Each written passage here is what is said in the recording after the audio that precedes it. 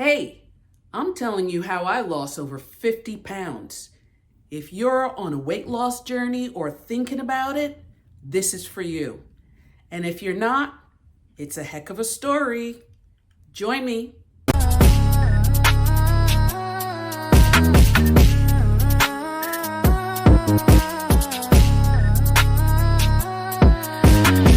Hey y'all, it's Mickey Smith here.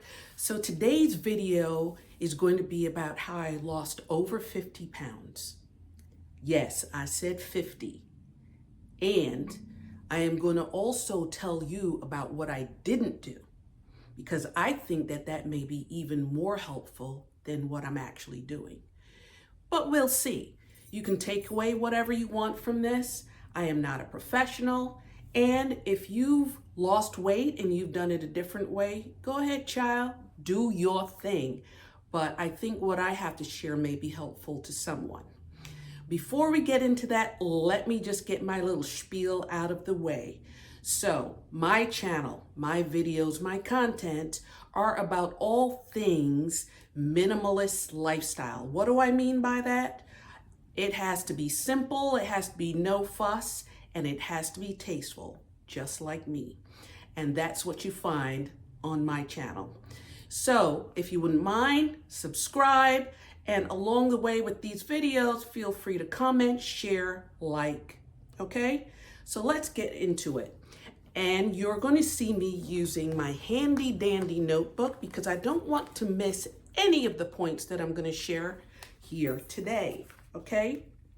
So, things that I don't do to lose weight. I'll tell you before I get into that. This is why I wanted to lose weight in the first place. The past couple of years, I've been taking trips down to Florida to visit family. And what I noticed is my aunts, my uncles, etc., they are 20, 25, 30 years older than I am. And they were still looking very toned, very healthy. I mean, part of that, of course, is genetics, but it's also about lifestyle. I mean, these guys, they cook all the time, but they're cooking great food. They don't overeat, and they still continue to be very active. And I think that is a big part of why they look the way that they did, and why me living in the Northeast and having that sedentary lifestyle had me looking like what my mother lovingly called a butterball turkey, okay? So let me just get into what I don't do, all right? So I do have some other videos that you can watch. I will link them in my description box around things that are weight related if you care to watch that. But what I don't do, I don't measure my foods, okay? I've seen lots of people do this and do it successfully, you know, where they buy the scale, they buy all the little measuring cups and all that, and they measure everything out. And you know what? When I first started this journey, October last year, I bought all that stuff. Like Amazon was loving me because I went kind of wild with it. And quite frankly, that's not me. I'm a no fuss girl. If I have to do all that, it's just not meant to be. So what I actually do is I use my hand, and I no longer need to use my hand because now I've been doing it for so long that I can actually look at it by sight and tell, is it the right portion size for me or not?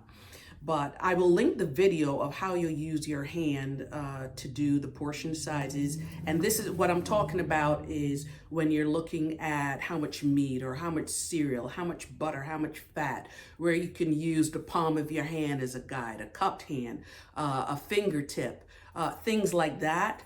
And, you know, that was very helpful to me in the beginning, but now I've got it down. So I don't need to do that anymore. It's all by sight, as long as I'm wearing my glasses. Aha, aha. The other thing I don't do is I don't cut any particular foods from my diet. So an example of that would be folks that they're like no carbs, or they're no meats, they're no sugar, they're no this, no that.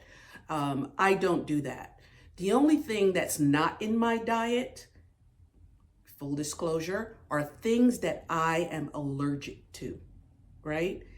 That's the only thing that's not allowed to be eaten, okay?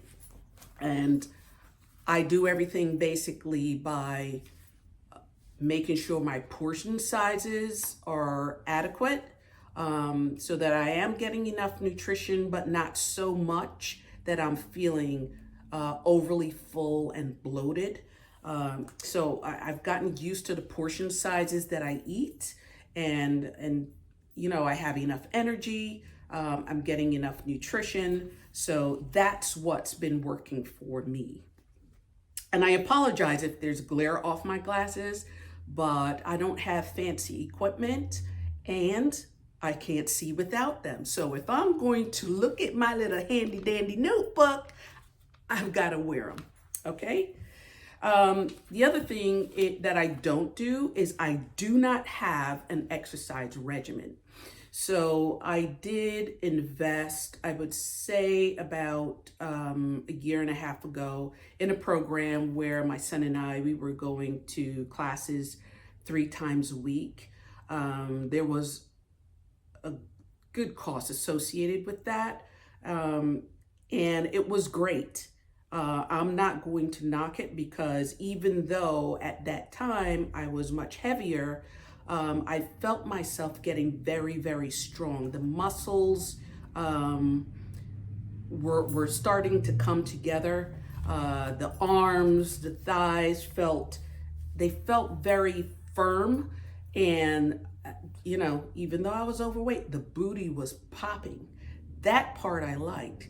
But it wasn't sustainable, only because that's not, for me, the type of no fuss that I like. I don't like to have to do anything where I have to pay for it, and then for me to do it on my own, it just felt like I really, for me personally, I was not going to be accountable to myself in that regard. And I know myself, and it was not something that I was going to sustain.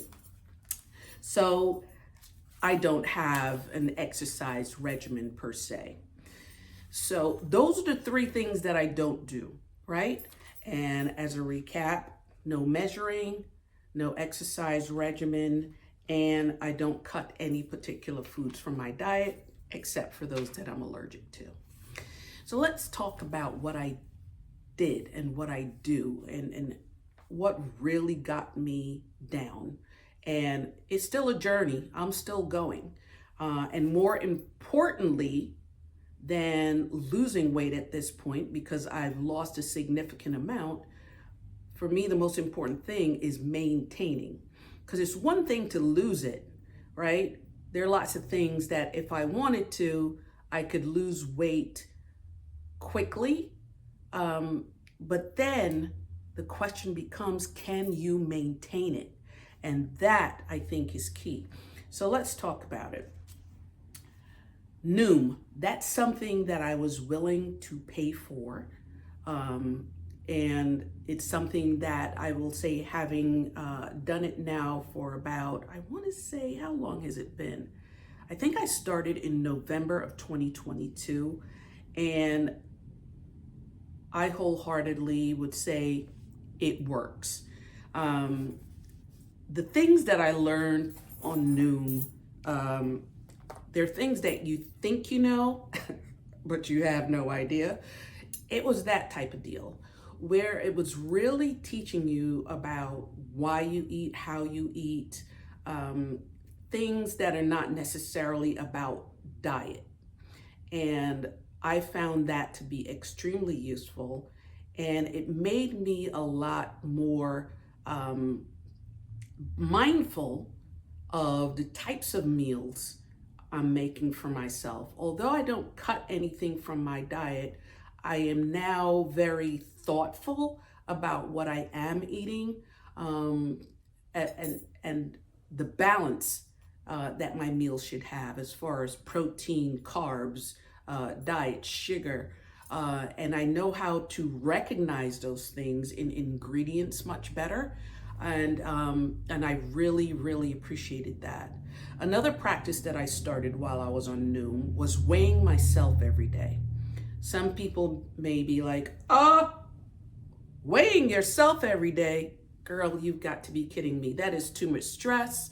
It is not for me. What I'll say is when I get up in the morning after having not eaten all night, right? It's the perfect time for me to just hop on the scale. And by recording this every day, what it's allowed me to do is to just track my weight. It's kind of comforting, quite frankly, because as I said, I've been maintaining, and it gives me comfort to see that what I'm doing is still working. And even if it goes up a little, right, I may have indulged or had something special the day before. I may not have exercised as much. And by exercise, I mean just doing the regular walking or what have you. And you know, the calorie deficit may not have been there the same way. It's helpful because what it's doing is it's reinforcing my positive behaviors, and for the things where it may not be as successful, it's telling me, hey, you know, you went up a little bit. It's not a big deal. You can always adjust. And that's been extremely helpful for me. And I also like that from the time I started Noom, I can just see my progress as that little chart is going down, down, down, and it just makes me feel great, even when I started to plateau. And an example of that was in January. In January, I got the flu, not once, but twice. And I did not like it. I did not feel well. I didn't want to move around a lot. And although I continued to eat, I wasn't as active as I normally am. So I adjusted how I ate because I knew I wasn't moving as much. And I was still able to maintain because I kept weighing myself every day, and I adjusted my diet accordingly. You know, Noom is one of those things that you're either going to love it, I think, or you're not, because there's a lot of reading that's associated with it at the beginning. And for me, it's just a matter of like maybe, you know, 3 to 7 minutes a day.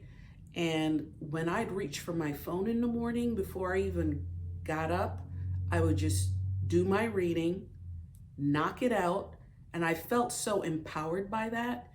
And then, of course, I'd go on to do my daily, but I would get up and go weigh myself. And it just became a habit. You know, building habits is probably the best way to do anything. And with weight loss and weight maintenance, it's all about building habits. Like I said, portion sizes with the hand, it just did it over and over, and it became a habit to the point where I no longer need to use my hand. I can do it visually. And now it's second nature. What is the appropriate size, right, for all the different parts of a meal? Okay, so what else did I do? Something that you've probably seen with me waving my hands all over the place. Fitbit. Doesn't matter what kind of gadget you use. It could be an Apple Watch. It can be one of those things you buy from a dollar store. It doesn't matter.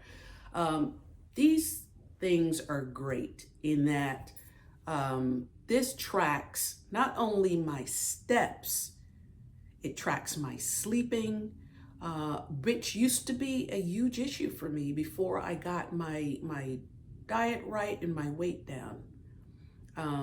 I can't say that, you know, I have perfect sleep patterns now because I am a woman of a certain age, and it It seems to come with the territory, but it is so much better than before I started all this.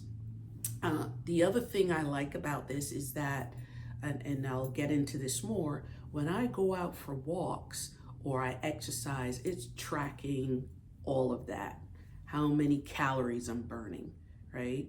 And I really enjoy that. I think the most useful part of my Fitbit are the active minutes, and where it's really telling me where I was really getting that calorie burn throughout the day. And I strive to meet my goal minutes daily.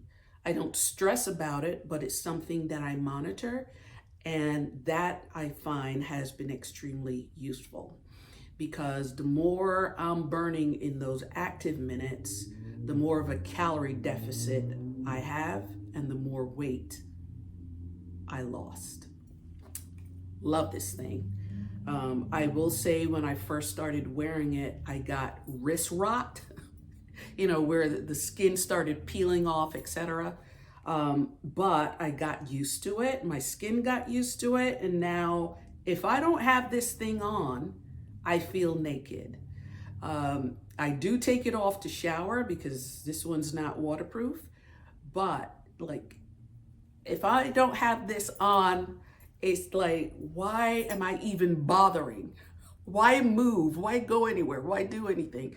So I take it off to shower, and that's it. It's always on. And I must have about 20, 25 different wristbands that go with every outfit. I could change them every day if I want, but like I said, I'm all about simple and no fuss. So I mostly wear black, and this is mostly black. I do switch it out from time to time, but otherwise, not an issue. Okay, what else do I do? Okay, so I do not, and this is a do, but I'm starting with a do not. I do not drink sweet drinks. That's not necessarily because I was cutting anything out, but it's because sugar, high sugar content, and me don't mix. So much like my allergies, I had to adjust. When I would have things with lots of sugar, and by that I mean added sugar in it, I would get severe migraines. That's one thing that would happen. The other thing is, if I were not up and moving, when I have very sweet things, I tend to go into a sugar sleep. I get very drowsy. I start to fall off, and it looks like I'm taking a nap, but the sugar is actually knocking me out. So that's something that I had to cut. Even now, even though I don't cut out all sugary things, if I have, I'll say, a craving, but I don't really get those cravings, but if there's something that's maybe a little sweet that's there, and it's like, okay, drink this. And it could be an alcoholic beverage. It could be a certain type of juice. I am going to probably make that a third of whatever glass it is, and the rest of it I would fill up with water. And that's if I'm craving, quotation marks, a particular taste of a beverage, right? I am going to mix it with a water, because if I go full on with the sugar, it's lights out for me and a migraine, and I am just not about that life. But as a consequence of that, I think it's been helpful in that I'm not pumping things into my body that are, one, gonna mess up my stomach. That's the other side effect of me with super sweet things. But it's also going to cut down on that fat storage and all that other stuff. So that's my do, that's a don't, that's a do, okay? And then what I think has probably been the biggest game changer intermittent fasting. So I don't have an intermittent fasting plan or an intermittent fasting regimen, but I practice it naturally. And here's the reason why. My youngest son started intermittent fasting a couple of years ago. He legit, in the past year and a half, has lost 85 plus pounds. If you've been watching me for a minute on TikTok or Instagram, Facebook, you would have seen my youngest son in dance videos and shenanigan videos with me. He's someone that has had some size on him, probably since birth. He was a big boy, right? He wore mama out. But I did it, and he arrived, and he's been a big boy most of his life. Now, the good part is he is, what is he? 6'3", 6'4". So the weight's distributed, but he did lose a significant amount of weight through his intermittent fasting. So, last October, I started my own version of it. So as an example, right, I don't do this all the time and I don't do it religiously, but I do at minimum, I go 8 hours without eating. And that's typically at night. So if my last meal is at 10 p.m., right, I would not be eating anything until 6 p.m. Now that is not really a fast, at least not for me. That would be the minimum that I would do. However, what I typically do is I try to eat dinner before 7 in the evening. And then I don't eat until probably, 8 or 9 the following day.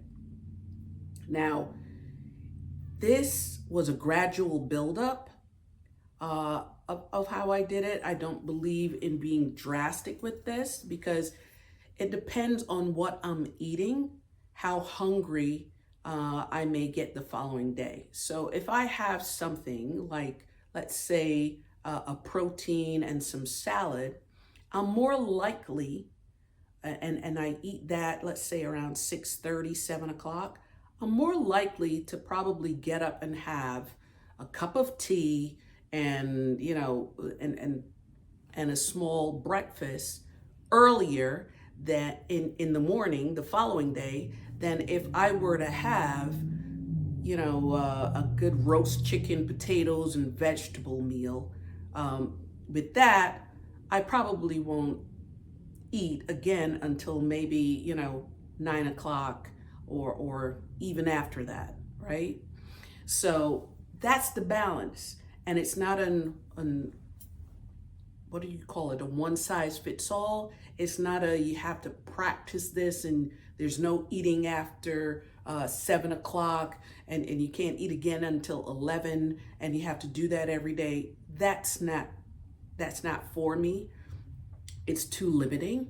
So what I do is I play it by ear, but I do make sure, for the most part, on average, that I am fasting for a good, I would say, on average, it's probably 10 to 12 hours, right?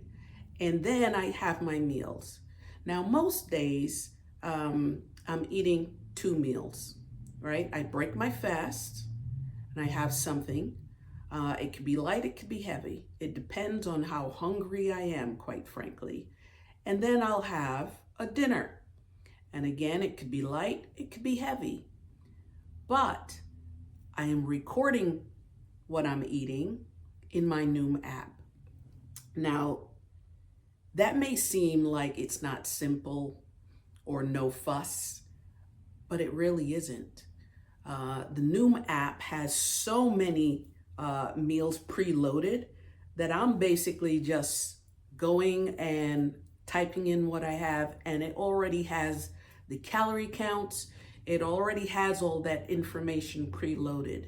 I think for the entire time that I've been using Noom, there may have been 3 meals or 3 things that I've eaten that were not preloaded. And all I had to do was just look at the packaging and put it in myself. But for the most part, everything is there. So it does the work for me. All I have to do is put in what I ate, and it records it as a breakfast, a lunch, a dinner, and it tells me here are the calories that you ate for the day. The other good thing about it is it links to my Fitbit. So it will tell my lovely Noom app, this Fitbit, how many steps I had for the day, right? So all I have to do is, in my Noom, is put my weight in when I get on the scale in the morning, and my meals, and how much water I drank for the day. Water is so important. I think I had an issue with water back in the day because I would drink water and it would make me nauseous. I don't know why that's the case, but I have a theory. Back when I was sucking down sugars and drinking sweet drinks and all that stuff, and it was getting me sick and making me feel icky, when I drink water, which is supposed to be healthy for me, right? It made me feel nauseous because it wasn't sweet. It wasn't feeding all those things in me that were like, oh, I need my drug, I need my sugar. And because of that, it was like, ew, I don't like it.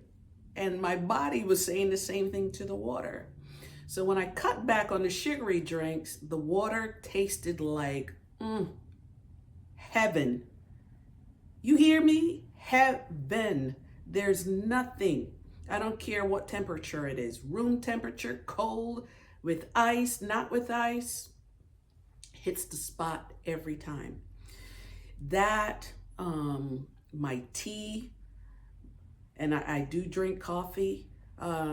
Those are my 3 mainstays, honestly. I don't need much else beyond that. So I get my beverages in. But drinking water and my tea, gotta stay hydrated. And I swear to you, once I started getting into the water, it just seemed like weight had a harder time staying on me. But those are really the key things that I do. That Noom, which keeps me on track, my Fitbit, the intermittent fasting, staying away from the sweet drinks which make me feel icky, and drinking more water and water-based drinks. And that's really how it all happened. Now for exercise, like I said, I don't have a fitness regimen. I just don't. I am not about that life. I am not that girl. In the summer, in the hotter months, I will start to do more things that are, I would say, intentional on muscle building, because that's the time of the year where I do feel more interested in doing it. But what I do otherwise, in order to get my movement in and to get my activities, stuff around the house, and walking. The funny thing is, when I was doing the gym, and I told you the muscles were pumped, I was feeling firm, the booty was popping, all that, I did not lose weight at the speed that I did when I was just simply walking and getting active minutes walking. So, walk around the house. I go to the park to walk.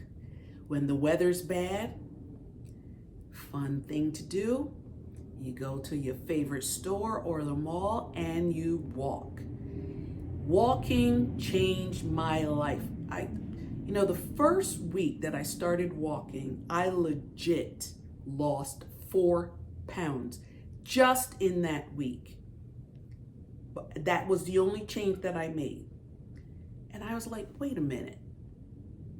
I'm going to the gym 3 times a week and I'm just losing like maybe a half pound. I swear the first month I lost 3 pounds and it felt phenomenal going to the gym, right?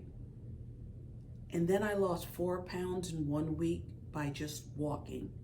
And it wasn't even rigorous walking. It was just walking where my heart rate was up, but not to the point where I was sweating or feeling uncomfortable. I was like, get out of town. It's really this easy. So after having done that, seriously, game changer. And I recommend it to anyone. When you're especially someone who's sedentary or you have an office job and you're not getting your steps in, you're not moving enough, that's when everything starts to settle in and it's like, ooh, I like it here. And it's rent-free. I'm loving it. Preheated. It's on. That's where the fat likes to be. When you're walking, it takes care of all that. It evicts all those bad little things that are in there holding on to the fat. So all I have to do now at this point is maintain. I reached my goal weight twice, right? And last week, was it last week or 2 weeks ago, I went over my last goal weight and I decided, you know what? I don't really need to lose any more. What I want to do is to tone, and I'll start that when it starts to get a little warmer. But just for kicks and giggles, I did put in another goal weight. So my goal weight is 10 pounds away from where I'm at now, right? And I will say this, I reached a plateau back in January when I was, flew twice and not feeling that great. But as soon as I got back into my rhythm, I started again and the pounds just kept coming off. Now, it's important though that you make sure that if you have any health conditions or anything like that, that you're checking in with your doctor. So I just want to make mention of that for anyone that's listening and think that this may be, maybe the game changer for them.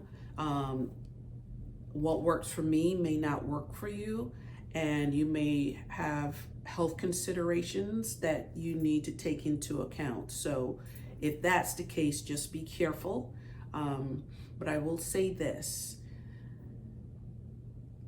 Here's one of the things that they don't talk about when you lose weight. So I've got a closet that's full of clothes, and I'm simplifying as we go, right? When you lose weight, it could potentially be expensive. The reason why is the clothes don't fit anymore, or they don't fit how you want them. So what do you do with that? Are you going to have to go buy new clothes? Maybe. Do you tailor the ones you have? Maybe. But for me, I will say this, it's a good problem to have. And I'm very happy that I've been able to make a change. I think it's a change for the better. I feel much healthier, much more energetic. But I still have some work to do. And not necessarily about losing weight, but more about getting myself stronger and feeling tighter, and that's okay. I'm game. I'm up for it, and I don't mind it at all. So I hope you found this helpful. Like I said, you have to do what's right for you, but those are just some of the things that work for me, and I look forward to sharing more with you as my journey continues. So thank you, especially if you've lasted this long. I really appreciate it. So all the best. And if you are going to be on a weight loss journey, go get them. All you got to do is start. And if you've already started, all you've got to do is keep going. Okay? Thank you. Bye. See you in the next one.